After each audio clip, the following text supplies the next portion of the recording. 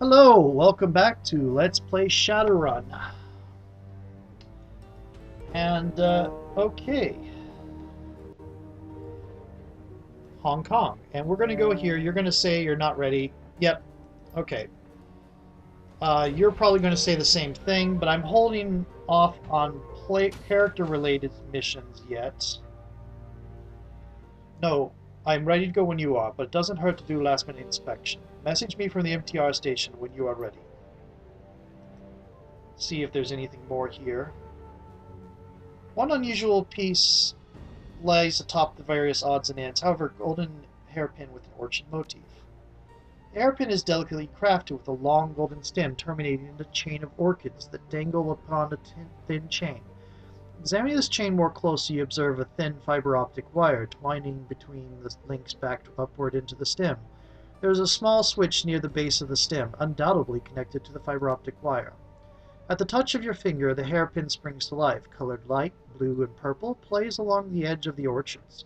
Subtle holograms project from the blooms, filling the air with the twinkle of stardust, 1,000 glittering motes. The hairpin stem produces a quiet, delicate melody that is full of melancholy. After a moment the song ends, the room is once again plunged into deep silence. Glancing at Gaichu, you can see he has turned his back to you, and you realize he has stopped breathing. Are you all right? I am fine, do not concern yourself. The rough edge in his voice, however, says otherwise. Gaichu takes a deep breath and begins again. That hairpin belonged to a friend. It was a gift I gave her while we walked along the banks of the Katsura River near Arashiyama. She must have been special. She was, to me anyway, but I have not thought of those days in many years. It was a more innocent time for me. Gaichu finally turns towards you, his expression unreadable. Her name was Sayuri. We met in a spring seminar, an elective on Heian-era court poetry. I was trying to eliminate one of the softer electives I needed to complete my degree. Cocking his head, Gaichu puts a hand to his chin. Have you ever met someone and known within seconds that you would be close? Yes. Not often, but sometimes. Then you know the feeling I am speaking of. Gaichu draws a claw down the length of his jaw. Yet there I was, and I knew it. It was not in a romantic understanding, but rather that I knew, somehow, that our lives were intertwined. Naturally, we saw more and more of each other over the following weeks, and I suppose friendship turned to do something more, as these things do. Gaichu wraps his arms around his torso, looking away. I did not have many friends, I never have. But she was that, and more. She was studying chemistry, which is about as far from global security studies as one can imagine. We had little in common, but it was still more than I really felt with anyone else. It was an unconscious relationship because it was easy. I never needed to think about it. Did you love her? I do not know. Gaichu shakes his head, pressing a palm to his brow. I am unsure how I cannot know, but that is the state of it. I believe I did, but how can I be sure? She did not approve of my plans to join Rinraku. She found the youth brigade to be offensive and asked me to devote my life to not devote my life to military pursuits. But I believed I had to. I had set my course, and I could not change my mind. I refused. She left me. Sayuri said she could not be with someone that would devote himself to murder. She returned the hairpin and told me to keep it, to remind me of her when I was deep in the bowels of Rinraku's military machine. One way or the other, we all may end up making sacrifices. Of course, this is a lesson that I have been taught time and again. No doubt will continue to learn until I die. Plucking the hairpin from your fingers, Gaichu turns it delicately around his fingers as he feels the shape. I keep this to remind myself of the things we have to give up in pursuit of what we think is best. But few of us ever really know what it is we want, not truly. We simply grasp at mirages that we think will fulfill us. Humans tie themselves to other people with the most tenuous of strings, thinking love will fill the emptiness inside us. When that fails, we tell ourselves it was not meant to be, that fate or destiny would have wrenched us apart. But that is a convenient lie. It is up to us, and only up to us, to make our futures. So I feel that it would behoove me to never forget the things I have given up in pursuit of the better option. I do not dwell on the past, nor am I haunted by it, but it would be doing Sayuri a disservice to forget what she wanted for me. Gaichu places the hairpin back in the box, turning away. Okay. Oh, the box is empty now. Okay. Unfortunately, I don't get to show you the chopstick story, and I didn't really read it much myself. Okay. You walk into a mess. Half-eaten cans of food litter the floor. A personal equipment is strewn about in haphazard fashion. Amid the mess, Wu sits in his bunk with his back against the wall. He has a PDA in his hands, staring down at it, sullen and morose. He doesn't acknowledge your injury. Want me to come back later? Doesn't matter. Go, stay, whatever. I assume that you're here to talk. On. What do you think about that last run? So I guess we're vandals for hire now, renting ourselves out to tip people's tables and scrawl graffiti on their walls. I don't know, Kayleen. It feels like Bush League Barons Ganger crap to me. The kind of stuff we outgrew when we were 8. Watch who you say that to. People here seem to take feng shui very seriously. Yeah, tell me about it. I mean, if people in the free enterprise zone are convinced that interior decoration is a matter of life and death, I'm not going to argue. It's stupid, but I've taken money for all kinds of stupid things to do before. Yeah, remember when you got that job in the private club on a certain smash and grab on a bakery in the Market Pavilion group's mine? What? It's bad intel? Nobody told me that the owner let hoop snakes loose in the place after hours. I mean, who does that? Paranormal snakes in a muffin shop? I barely made it out of there alive. Anyway, enough about that. Need anything else? What are you looking at on the... What are you looking at on the PDA? A video of Edward Sang. Can I see it? Sure, why not? Wu taps a button, turns the PDA around so you can see it.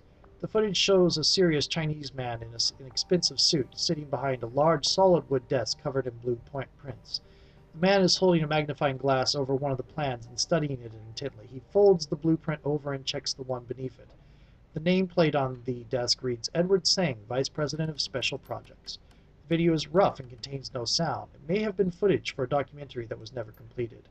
The next shot is from some sort of planning meeting in a glass-enclosed conference room. The serious man is sitting at the conference table, pointing to a large map and looking up at men standing around him.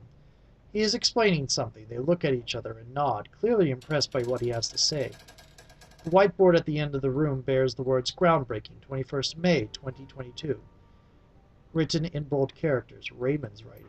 The footage cuts to a scene of two people talking at the end of a long hallway. They don't appear to know that they're being recorded. It's the serious man listening intently to what an older woman has to say, nodding with his arms crossed and his thumb at his lips. The woman is the same one that was in the taped video that Kindly Cheng showed you, Josephine Sang. She is somewhere in her late middle age, beautiful and very clearly in charge. The two look up at the same time, see the camera, and begin waving their hands for it to be turned off. The woman appears angry but cold. The video ends, and Wu puts the PDA face down on his bunk. Wu shrugs his shoulders, searches your eyes. Who is that guy? The guy who cleaned us up, gave us a home. Not this guy. This guy's some corporate big shot. The man who raised me was a community organizer. He wore sweaters. Maybe when we find the plastic-faced man, we'll get some more answers. Until then, Raymond Black is Raymond Black. This guy is someone else. Been thinking about the way you and Raymond used to butt heads. What about it? I think that's one of the reasons you were angry with me when I left. I had a better relationship with him. You didn't have a better relationship with him. Raymond and I were tight. You just knew how to avoid conflict better than I did. That's not the same thing. You had that way of diffusing him when he started with that intenso rave thing he used to do, remember? I hadn't thought of that in a long time. I think you were the only one who came up with that name. It was like summer after we started living with him and Mrs. Maloney. Ray found out that we hadn't followed one of his rules. I don't remember which. There was a long list. You'd bought some nerps. He hated crap like that. No, that wasn't it. I think he caught me smoking. Yeah, that's right. I was smoking and he was pissed and said that fat kids who smoke die faster. So just be obstinate. I told him I liked to smoke and we got into it. Then you came in and diffused the whole situation. Wu stops talking. His expression becomes thoughtful. And think that's why I was so resentful when you took off, especially after Mrs. Maloney died. You were the only one who could get through to him when he became intenso Ray. I remember the last time. It was when Double Trey got taken. I don't want to talk about that right now, Keeleen. I've got stuff on my mind as it is. Stuff like my father betraying my trust. I don't think he betrayed your trust. I think he tried to escape something and didn't quite manage it. I think he was thinking a mystical deal was like a mundane one, and that the spirits would forget him. Isabel glances up at you. Her expression is grim. Noelle, I've come to a decision. I want these memories out of my head. They're an unpleasant distraction, and I was happier without them. When this is all over, I'm deleting them. To hell with locking them away again. I'm going to purge my childhood altogether. Shred the memories and move on. As an added bonus, it'll clear up a lot of headwear memory. I'm thinking that I could store some SimSense recordings up there. Maybe make it so that when I try to remember my past, I get summers on the beach instead of sorrow and pain.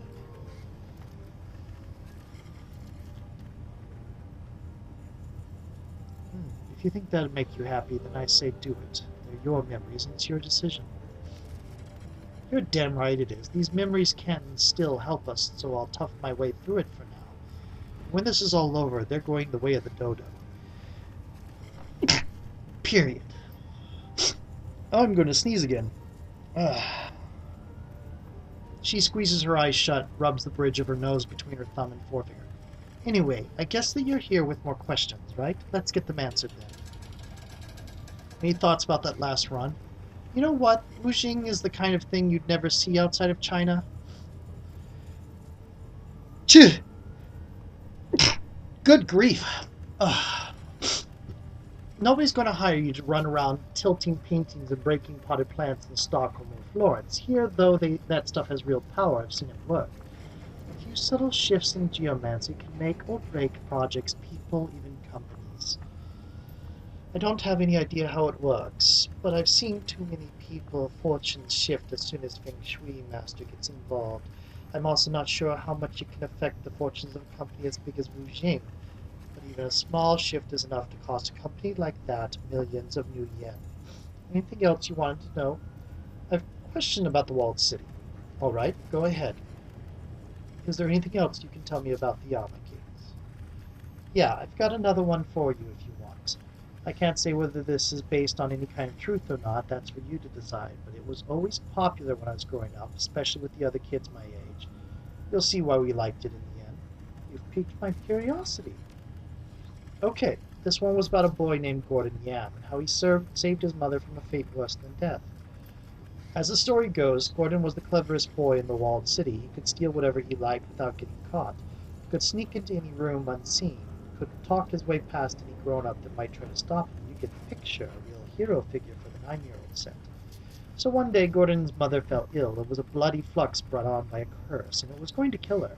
She told Gordon that he should accept her death. The curse had come from a Yama King, and there was no medicine that could prevent it from claiming her. She begged him to run, to escape the walled city, and to use his cleverness to make a life for himself somewhere far away.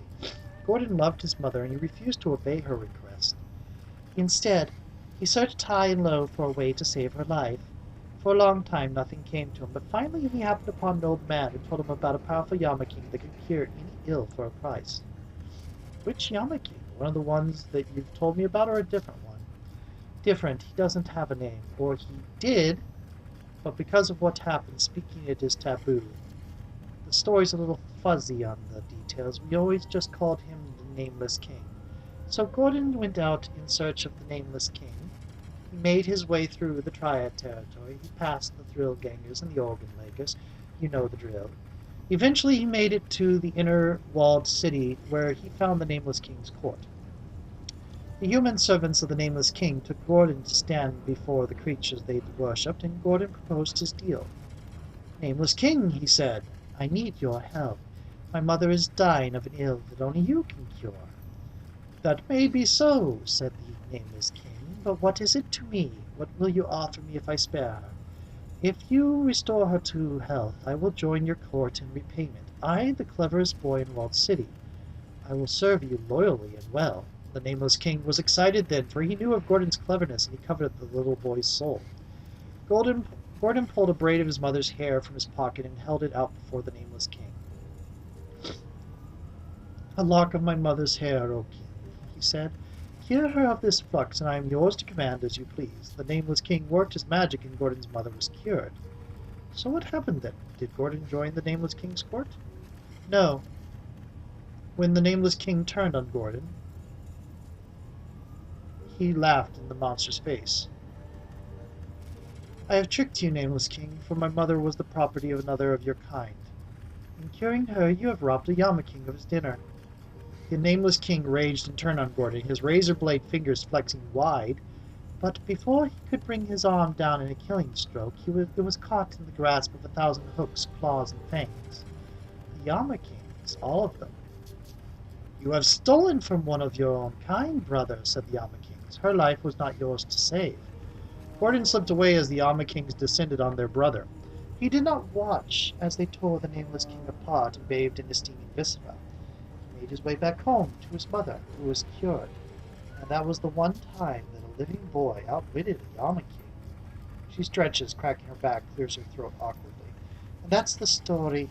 Like I said, you can see why we liked it. It's basically a fairy tale, and the little boy wins in the end. It's the only story about the Yama Kings that contains even a shred of hope. What do you think it means? I don't know. Probably doesn't mean anything. It's just a story is all. You're the one who asked. Anyway, is there anything else you want to know? That's all for now. Can we talk about something else? And I've got to go. Please, to be honest, almost anything else would be preferable. I've got to go, Whisper. Sure. Drop by any time. Okay. She's gone, Noelle. I don't know where she ran off to, but she looked upset. She just said something about friends in trouble, then left. By the time I could disconnect from the octopus, she was on her way out of town. She must have gone back to the sinking ship. I don't like the sound of that. She tell you what went down out there all those years ago? A bit, yeah. She's been worried about Cadmus and Malvinas. She said she thought it was nothing, though.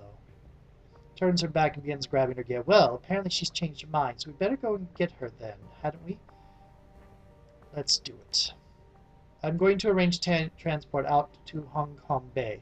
You come meet me at the docks when you're ready. And catch a boat to this. Okay, that has become priority. I was going to save all of that. I'm not going to do catch. I could pretend as a flashback. For the first time since you got to Hong Kong, you wake up feeling rested and satisfied. You flexing your limbs feels glorious. It's as though you've spent hours cramped up in a confined space. You can finally stretch your legs. You push yourself up, touch your feet to the ground, but something stops you. Your mouth. Something is wrong with your mouth.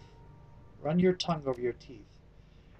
You let your tongue move over your teeth until you reach the problem area, molar on the upper left side. It feels strange.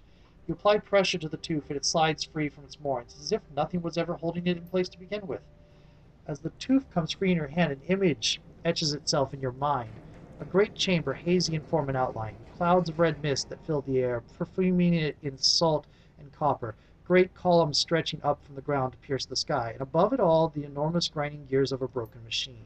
In the distance you can hear a sound, a desperate, frantic pounding. Something enormous at the door. Many somethings, all desperate to get in. Scrabbling and scratching and scraping, but unable to find purchase. The way is locked. You feel a tremendous sense of accomplishment. You've done it. The others are trapped outside, blind and starving, unable to pass through the door. The chamber and what lies beyond it are yours. Shrill giggling noise fills the air, like the laughter of a small child mixed with the shivering screech of countless violins. The sound reverberates down your spine like an electric current. The intoxicating aroma of meat fills your nostrils. You have been starving for 1,000 years. Soon it will be time to feed. Just like that, it's over. The images fade, dissipating like vapor. Only the tooth in your hand remains. That is not good. Okay. We are going to go still save Gobbet, but we're also going to talk to the merchants and stuff first, because it's going to be...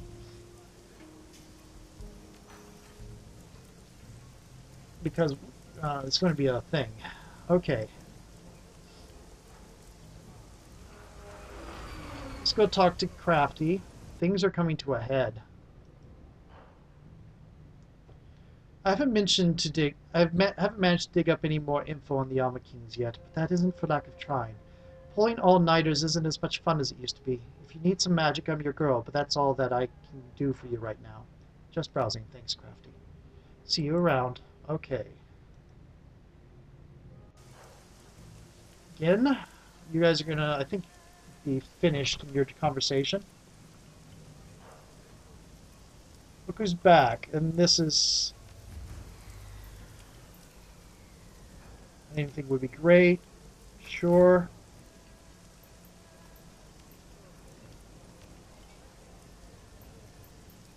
need to go faster. I did not mean to upset anyone and enjoy your game. Okay, yeah, that's nothing new. Let's see if Maximum, not Maximum Law. Let's see if you have anything. We're going to sell some metadata of Maximum Law. A hover drone loiters in front of Matthew. A stream of profanity is spewing from its scratchy speakers. People nearby are looking away, ignoring the awkward situation. Matthew's cigarette is dead, drenched by a rain. He stands with his signature nonchalance, but the edges of his face are twitching, his eyes are wide with fear. You could listen in, but you've already got the gist. Matthew is being chewed out. Hang back and wait. Drone speakers finish with a shriek of feedback, clack back into its hole. The drone soars up in the sky and races off upriver. It's a howler letter. Matthew shakes himself off. His cheery demeanor surges back with a striking resilience. He turns toward you a little wide-eyed, but otherwise restored to his usual self. Noel, I hardly saw you there. Come on in. Don't be a stranger, beautiful. Who were you talking to through the hover drone? One of my suppliers, Qing Ha. Really good businessman, sharp guy. Sees an opportunity where most of us only see broken parts. Funny guy. Makes me laugh my ass off. Sounded unhappy. Oh, that's just Qing Ha. He's like a paper tiger. Matthew sways back and forth on his feet, languid and jittery at the same time. He's a big joker, always shouting. But I think he's a real softy at heart. Real big heart for a little people. Keeps me well stocked. What's your business arrangement with Qing Ha? I sell on commission. I got to keep these bots moving. They don't earn their keep sitting out on the barge. You don't own most of these drones? Of course not. How could I afford them? So I'm so lucky to have a guy like Qing Ha as a partner. The only problem is he's got me laughing in stitches so much it sometimes distracts me from sales. A funny guy, you say? Yeah, I was laughing my ass off over here. Matthew gives you a long, awkward smile. The second stretched out, he blinks uncomfortably. When he speaks, his words sound stilted, like he's repeating a mantra. He's a funny guy. Matthew adjusts his suit lapels with mechanical gusto. Woo! What a pep talker that Qing Ha. I feel like I could take on the world right now. Goodbye, Matthew. Joy. I think we're going to end up selling you a prototype drone. I could go in here. I haven't ever been in here except when I'm called. She's not here. Not surprised. She did that message about being out of town. I have a feeling she might not come back from being out of town.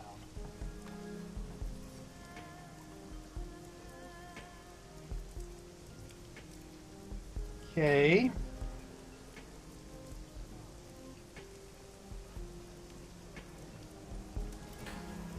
Shen is busily engaged in conversation with someone on the other end of a video call. The other individual appears to be a tremendously handsome elf wearing an immaculate, undoubtedly pricey custom suit. Shen doesn't appear to notice you. I'm just saying, if the customs officer gives me any more crap about importing those tiger snakes, I'm going to be up a creek without a paddle. I'm going to go to a new video and continue to make either the same voices or completely random voices for characters. Talk to you in the next video.